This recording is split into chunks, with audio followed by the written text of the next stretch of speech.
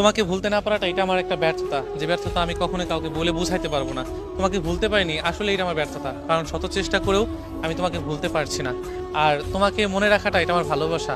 আমি শত চেষ্টা করেও ভোলার চেষ্টা করি, তবুও তোমাকে আমি ভুলতে পারি না। এটা আমি মনে করি এটা আমার ভালোবাসা। কোনো একটা দিন আমি আমি বিশ্বাস করো, যে মানুষটা ঠকে যায় না সেই মানুষটা এটা বিশ্বাস করে কোনো একটা দিন গোপনে নাই তো হয়তো প্রকাশে তোমাকে বলতেই হবে কোনো একটা মানুষ আমাকে অসম্ভব ভালোবেসেছিল। হয়তো তুমি এখন বলতে পারো না, কিন্তু কোনো একটা দিন যখন না পাওয়া ভালোবাসা আফসোস যখন তোমার ভিতরে কাজ করবে, তখন তুমি হয়তো সেদিন বলতে পারবে যে না, আমাকে একটা মানুষ ভালোবাসতে অসম্ভব, কিন্তু আমি সেই মানুষটাকে ঠকিয়েছি বা সেই মানুষটাকে আমি কষ্ট দিয়েছি, তবে আমার কষ্ট দেওয়াটা ঠিক হয়নি। কিন্তু বিশ্বাস করো, আমি তোমার দেওয়া কষ্টগুলো সবটা সময় ভুলতে চাই।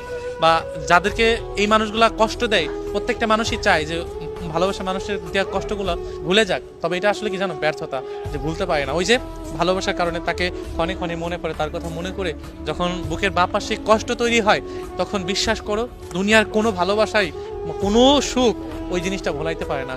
কারণ ভালোবাসার এমনই একটা মায়া, আর এই বন্ধনটা না সহজে ভোলা যায় না। এই যে মানুষ বলে না যে 70-80 বছর পর্যন্ত মানুষ মনে রাখে, কিসের জন্য?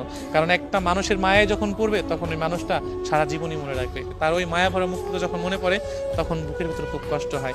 আমি জানি না যে কিসের ব্যর্থতা বা আমি কতটুকু ব্যর্থ, কিন্তু আমি মনে করি যে আমার মতো অনেক মানুষ আছে আসলেই ব্যর্থ।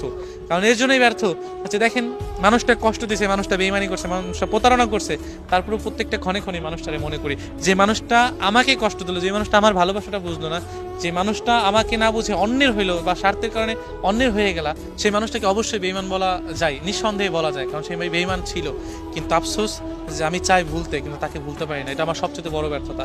আর যখন মনে পড়ে, তখন আমি সব ব্যর্থতা ভুলে শুধু তার মায়ের কথা ভেবে শুধু আমার চোখ দিয়ে পানি ঝরে, যে কেন এই মানুষটাকে ভালোবাসলাম।